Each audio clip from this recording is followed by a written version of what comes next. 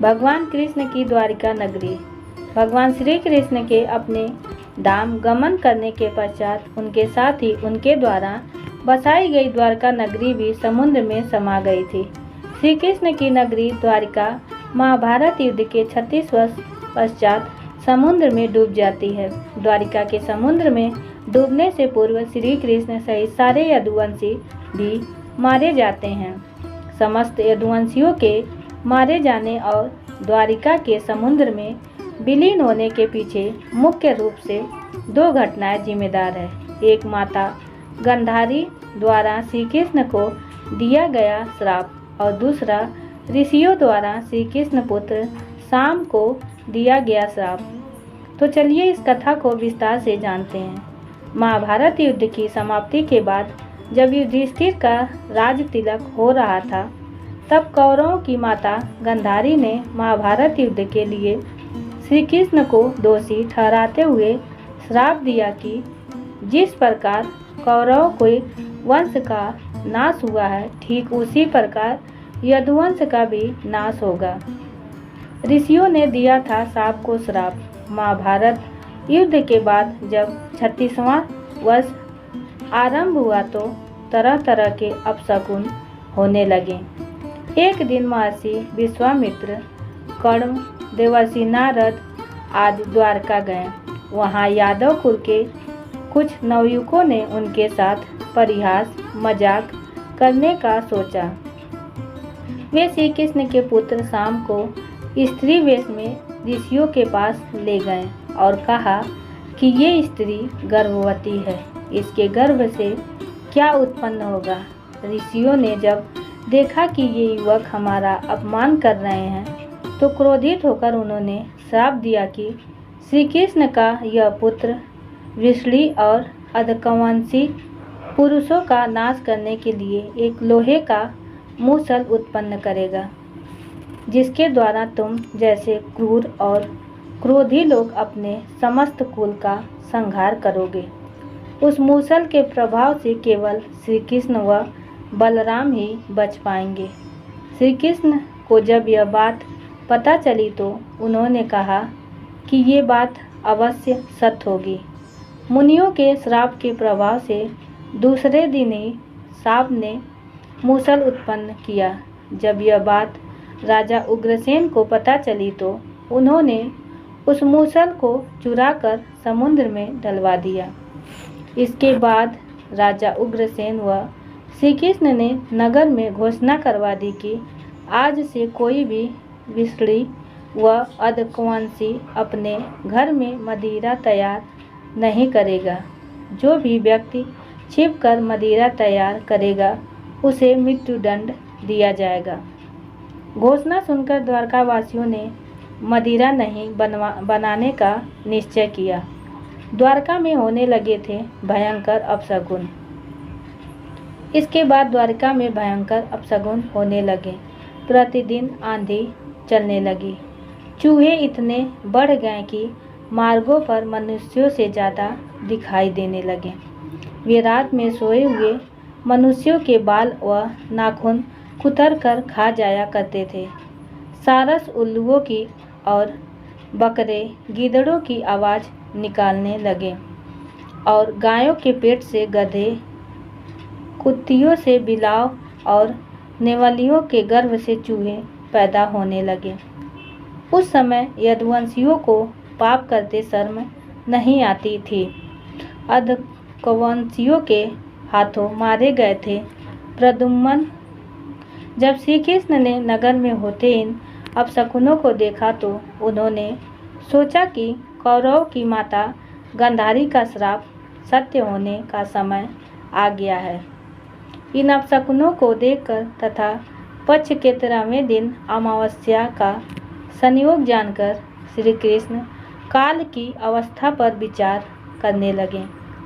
उन्होंने देखा कि इस समय वैसा ही योग बन रहा है जैसा कि महाभारत के युद्ध के समय बना था।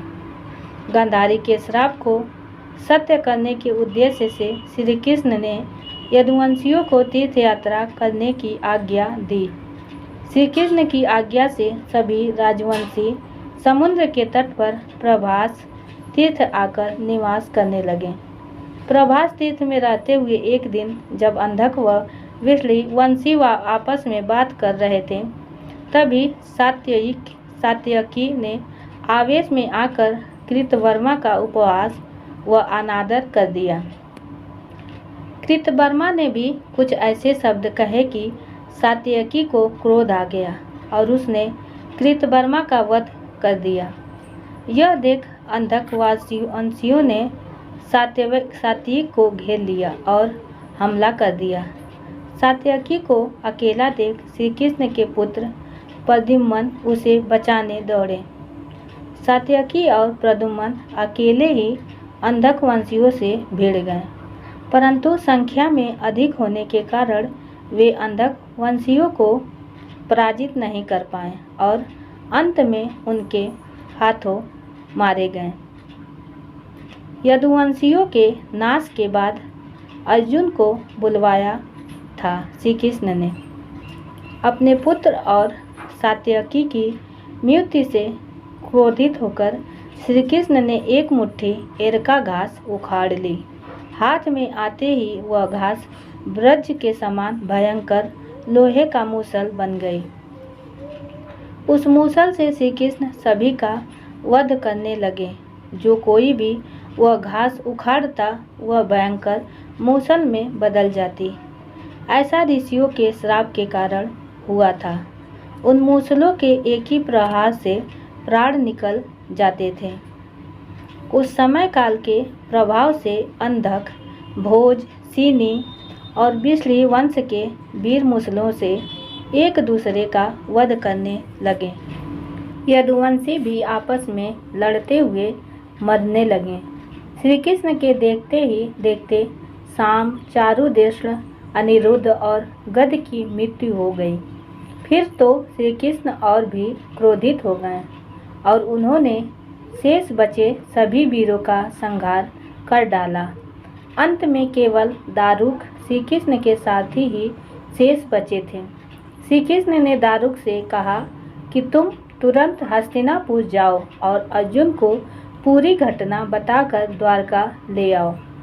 दारुक ने ऐसा ही किया। इसके बाद श्री कृष्ण बलराम को उसी स्थान पर रहने का कहकर द्वारका लौट आए। बलराम जी के स्वधाम गमन के बाद ये किया। श्री कृष्ण ने द्वारिका आकर श्री कृष्ण ने पूरी घटना अपने पिता वासुदेव जी को बता दी। यदुवंशियों के संहार की बात जानकर उन्हें भी बहुत दुख हुआ।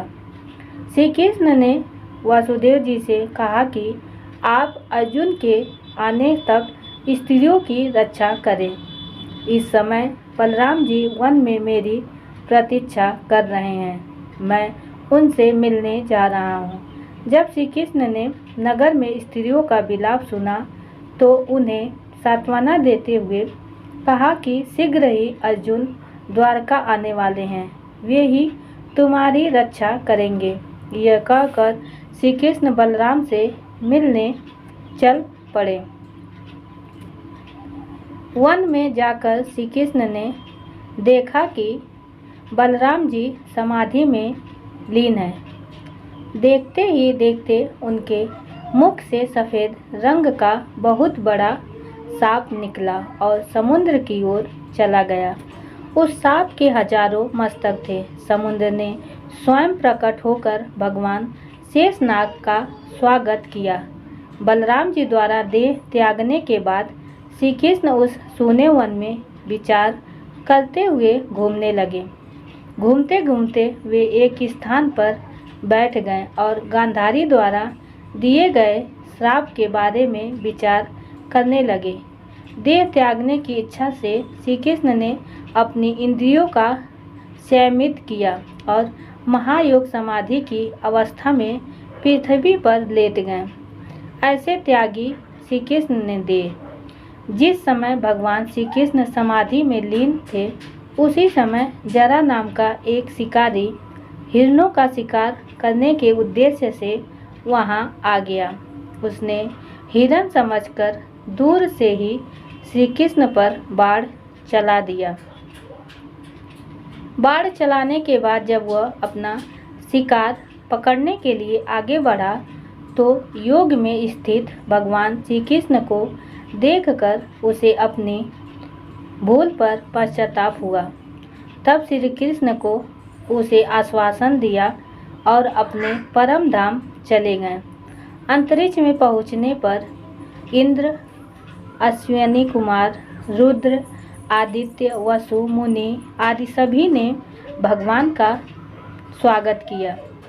इधर दारुक ने हस्तिनापुर जाकर यदुवंशियों से संहार की पूरी घटना पांडवों को बता दी। यह सुनकर पांडवों को बहुत शोक हुआ।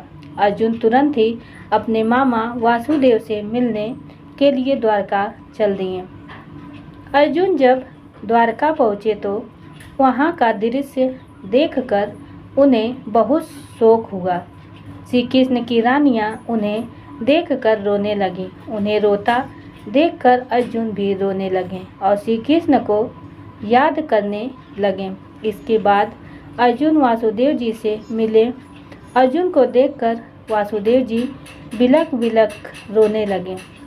वासुदेव जी ने अर्जुन को श्री कृष्ण का संदेश सुनाते हुए कहा कि द्वारका शीघ्र ही समुद्र में डूबने वाली है, अतः तुम सभी नगरवासियों को अपने साथ ले जाओ।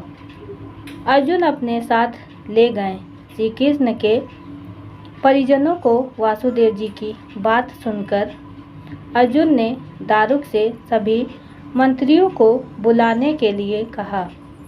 मंत्रियों के आते ही अर्जुन ने कहा कि मैं सभी नगरवासियों को यहाँ से इंद्रप्रस्थ ले जाऊँगा, क्योंकि शीघ्र ही इस नगर को समुद्र डुबा देगा।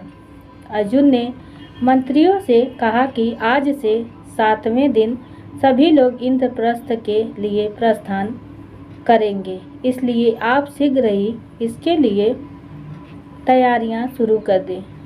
सभी मंत्री तुरंत अर्जुन की आज्ञा के पालन में जुट गए। अर्जुन ने वह रात श्री कृष्ण के महल में ही बिताई। अगली सुबह श्री कृष्ण के पिता वासुदेव जी ने प्राण त्याग दिए। अर्जुन ने विधि विधान से उनका अंतिम संस्कार किया। वासुदेव जी की पत्नी देवकी, भद्रा, रोहिणी व मंदिरा भी चिता पर बैठकर सती हो गईं। इसके बाद अर्जुन ने प्रभास तीर्थ में मारे गए समस्त यदुवंशियों का भी अंतिम संस्कार किया। 7वें दिन अर्जुन श्री कृष्ण के परिजनों तथा सभी नगरवासियों को साथ लेकर इंद्रप्रस्थ की ओर चल दिए। उन सभी के जाते ही द्वारका नगरी समुद्र में डूब गई। ये दृश्य देखकर सभी को बड़ा आश्चर्य हुआ। उम्मीद है आपको हमारी कहानी पसंद आई होगी। पसंद आई है तो एक लाइक ज़रूर करें और शेयर भी करें, और चैनल पर नए हैं तो चैनल को सब्सक्राइब करना ना भूलें। साथ ही बेल आइकन दबाना ना भूलें ताकि अगली अपडेट सबसे पहले आपको मिले। धन्यवाद। राधे राधे।